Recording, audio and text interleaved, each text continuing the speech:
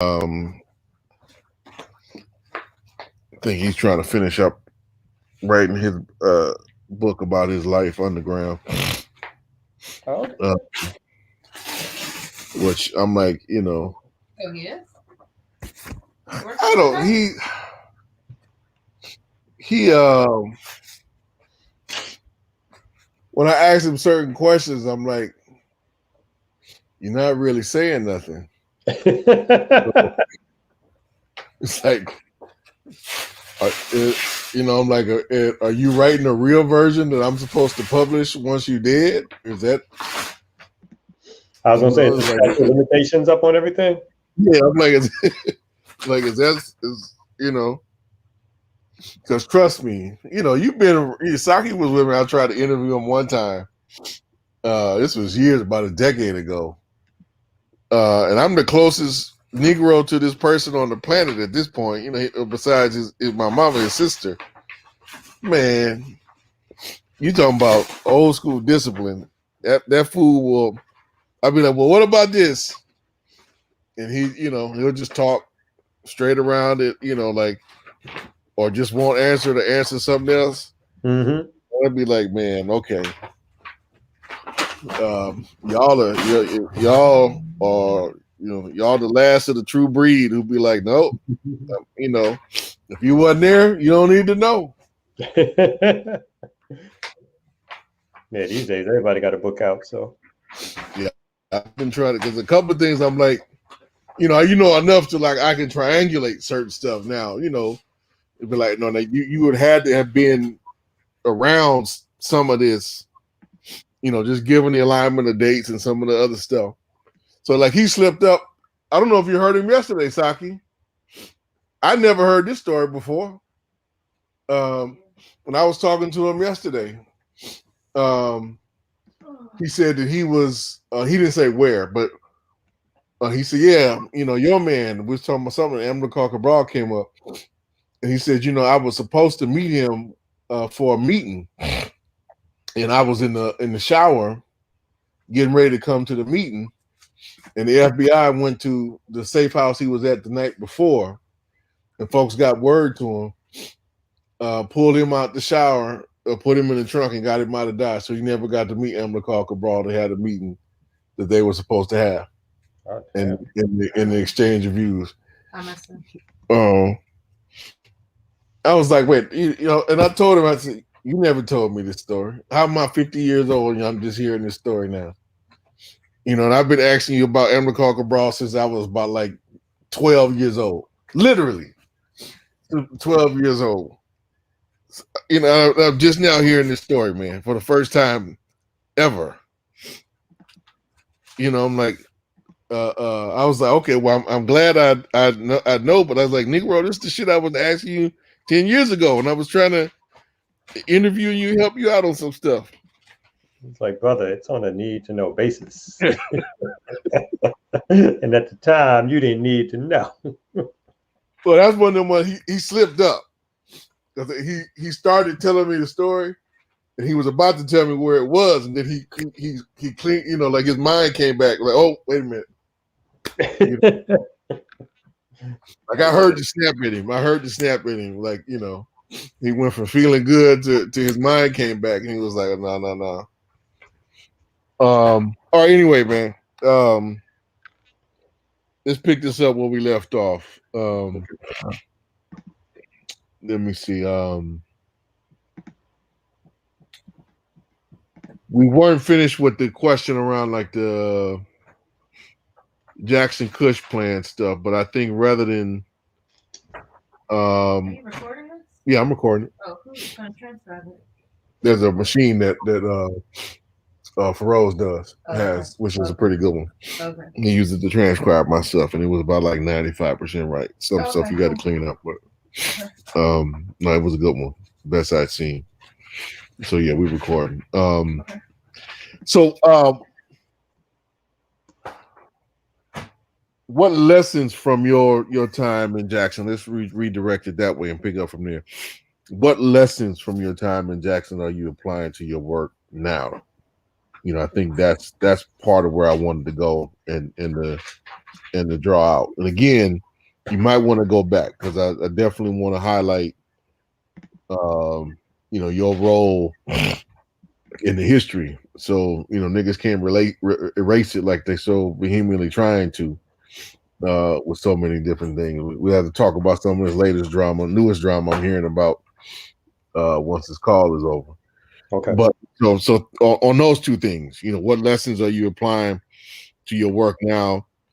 You know, highlighting your particular role and contributions, and then the next question to be one about CMB, right? So just kind of have it feed into that. You know, just so let's go there.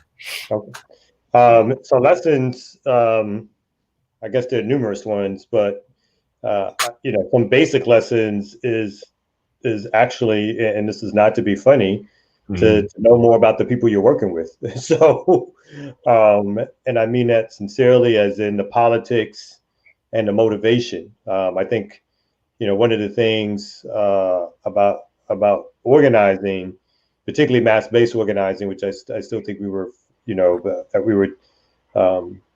That was our mission in census to organize with folks, obviously from different backgrounds and so forth. So, you know, I still think that's extremely important, and I'm probably still a little careless on sort of the ways in which I operate in terms of like I offer a lot of trust up front in terms of who I work with and sort of getting people involved in activities, and then finding out through the activities who's serious and who's not, at least in my estimation. But I think when you're moving yourself and your family to a particular location, it would behoove me or anybody else to really try to dig deep, because I think again, you know, there was certain sort of surface level or top level things that were described as, you know, the organizational apparatus was at a certain level of operation. It could do certain things. It could organize with certain people. And I think, you know, once we got down there, we felt as if we weren't just organizing the Jackson plan, but we were organizing at really almost at a base level of a chapter.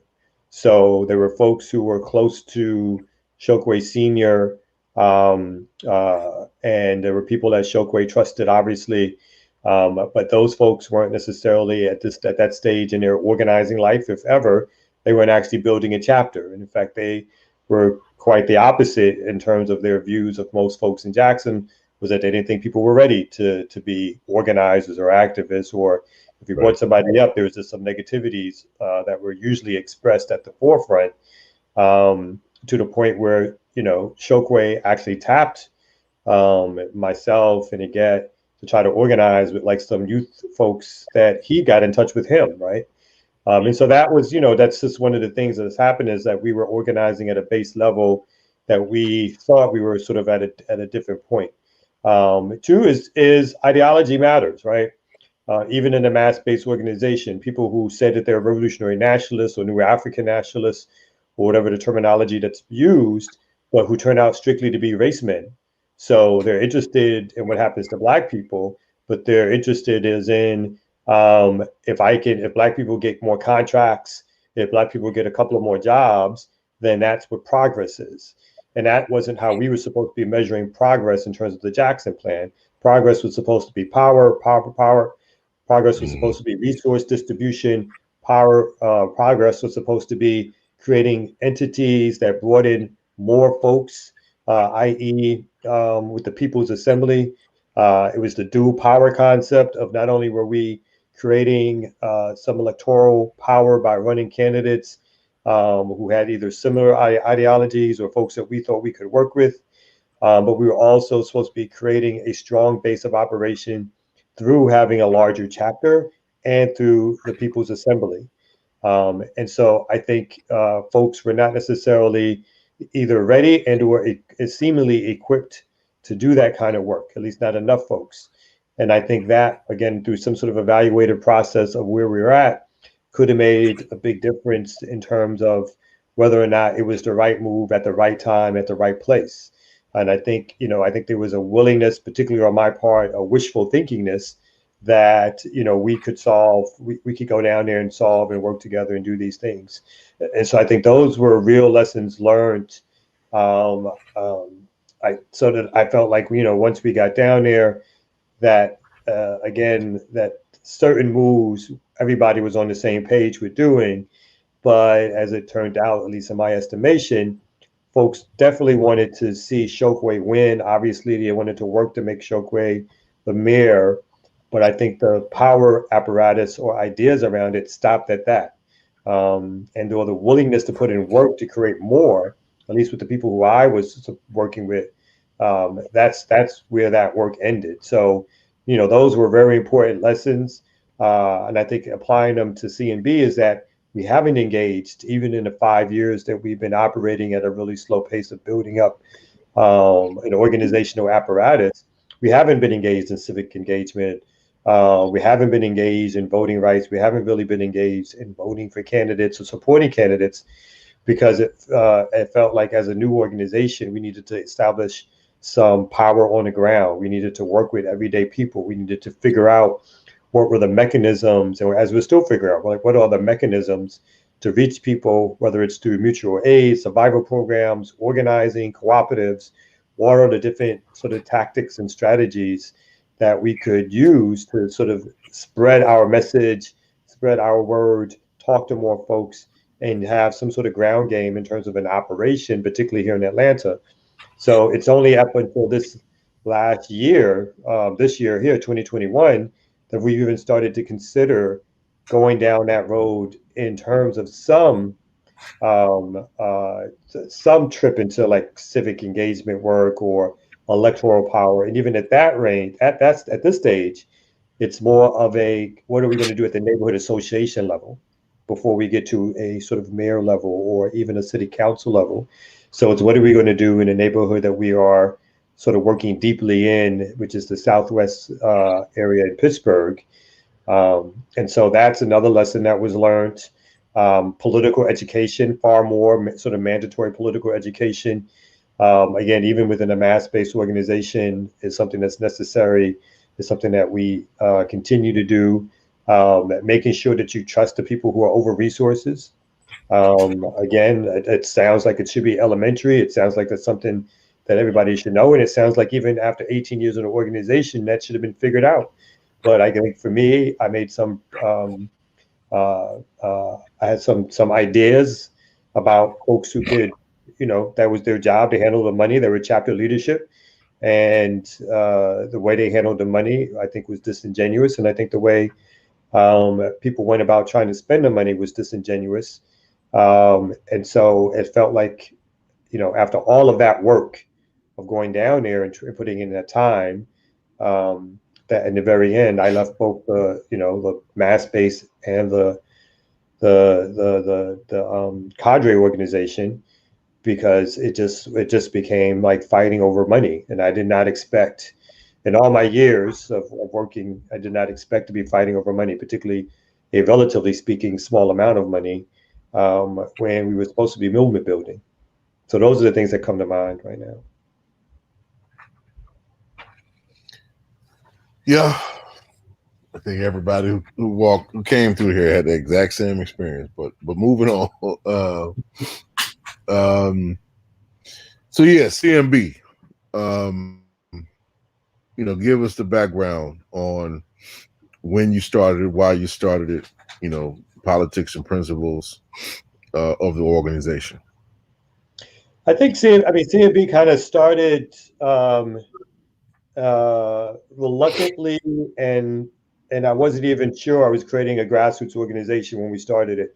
I was working at what I considered my retirement job at the for the Quakers, American Friends Service Committee, as the Southern director. Well-paid nonprofit job. I was supposed to be, doing a sort of aerial view of the work that's going on the ground.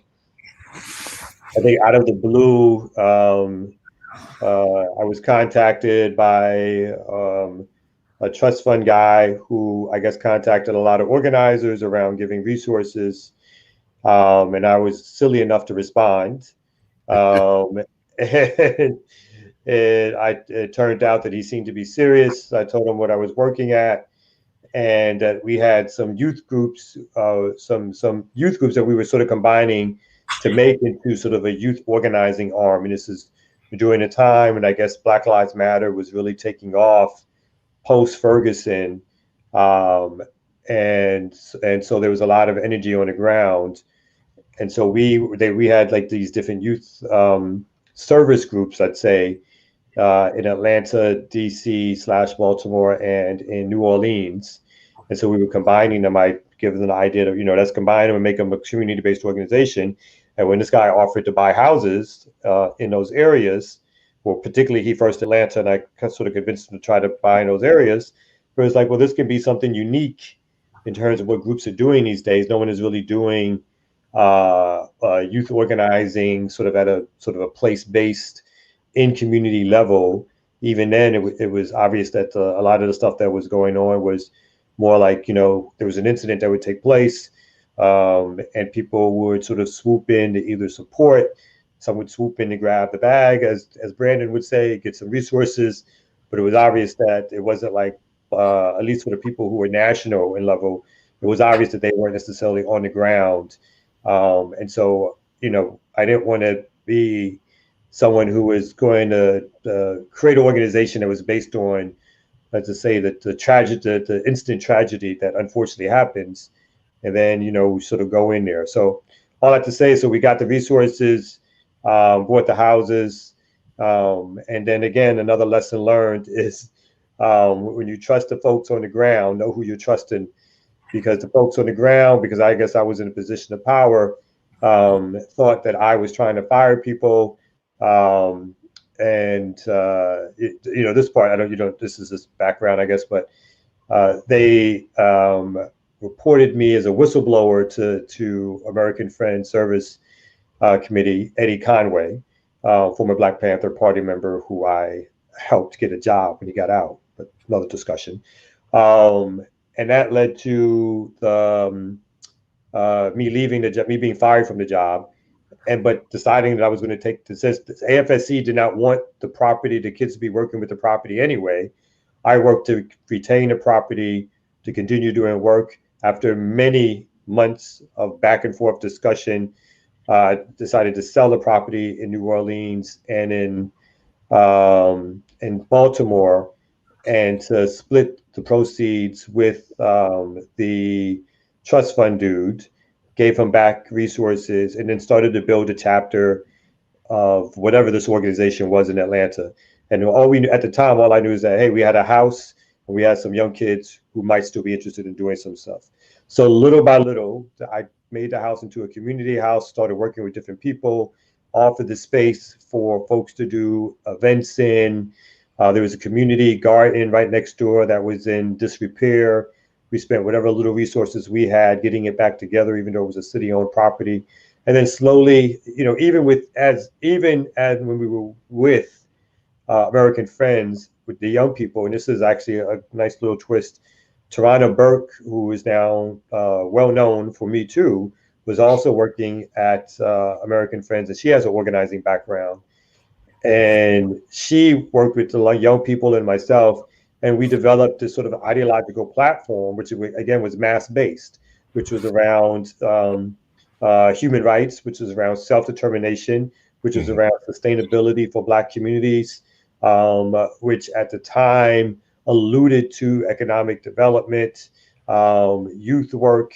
And so again, I probably did what I thought in terms of my own organizing experience, was to create something that again was mass-based, that again, what I thought that we needed in terms of building organizational apparatuses on the ground that could build up from working class folks, some college kids and all the rest of it. And how do we build up from that into a real grassroots organization? So, we're now in approximately year 5/6 of CMB. And, we've expanded to approximately 6 chapters. Some working better than others, but approximately 6 chapters. Our work is well defined in terms of doing grassroots community organizing work. In Atlanta in particular, we do anti-gentrification work and work against police brutality.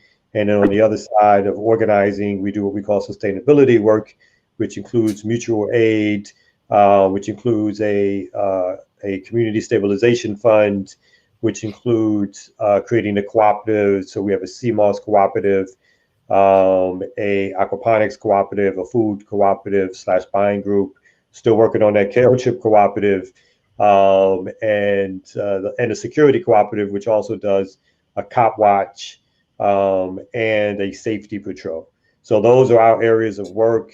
Even though we have our formal 501c3 status, again, similar to what I know, we created committees and a coordinating committee for the local chapter. We have a loosely built national coordinating committee for all the other chapters.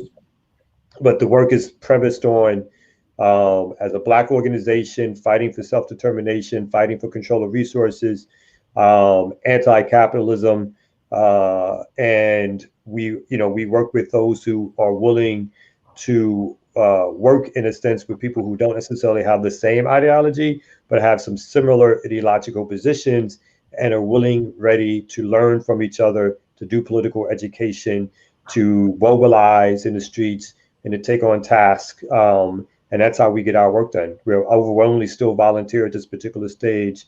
We're still, relatively speaking, a small resourced organization. So that's how we get our work done.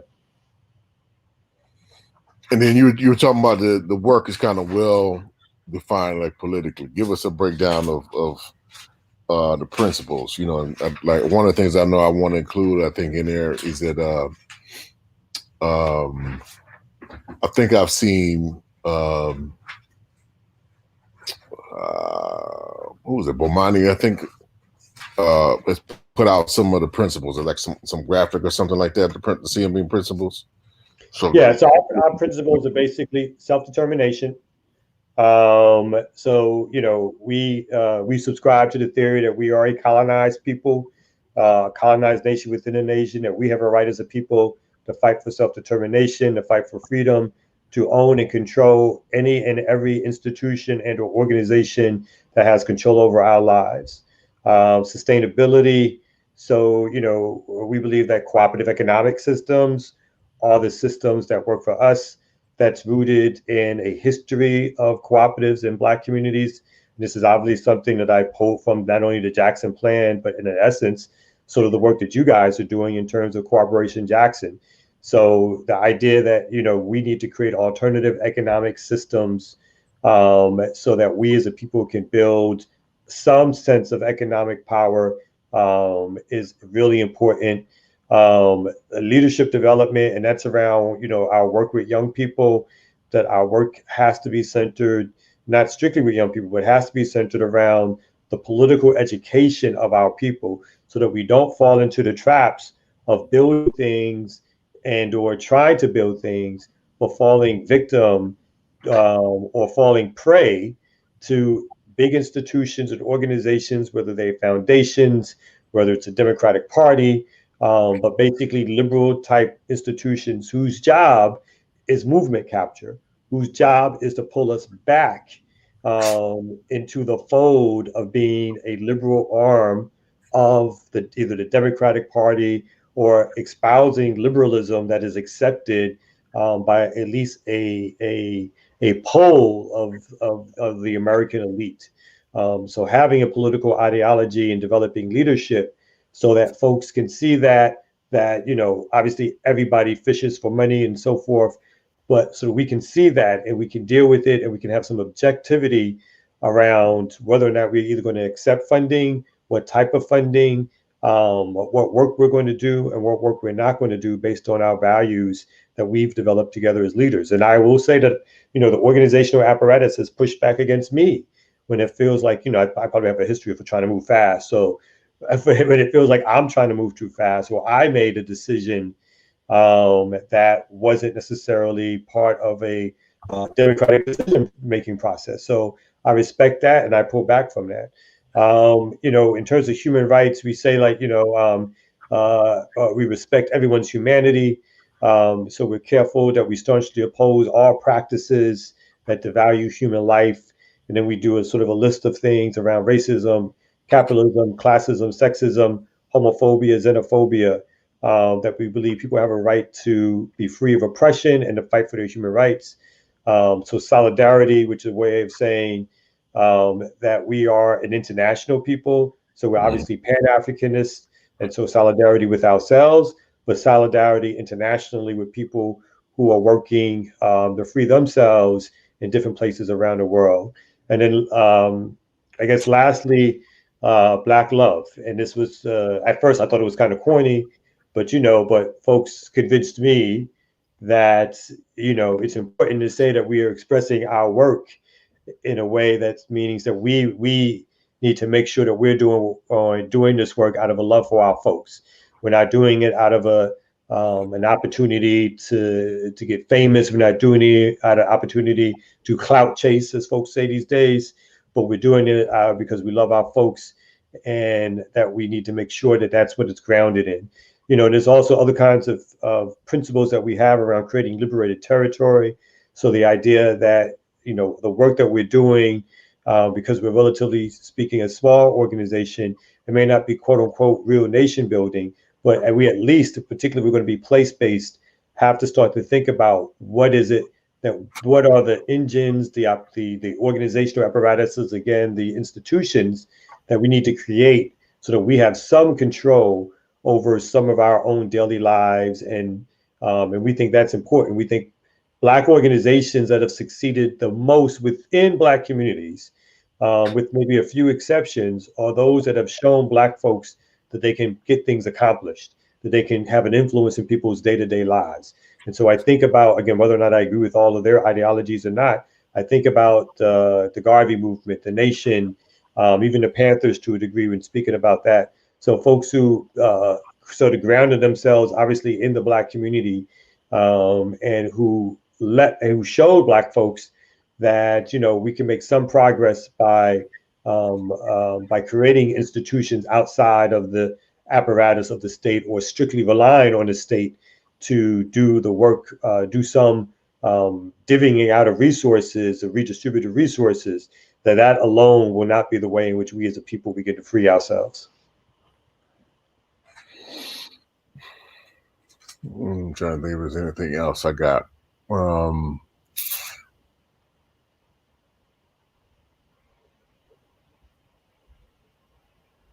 No, let's leave it there, I think, for now.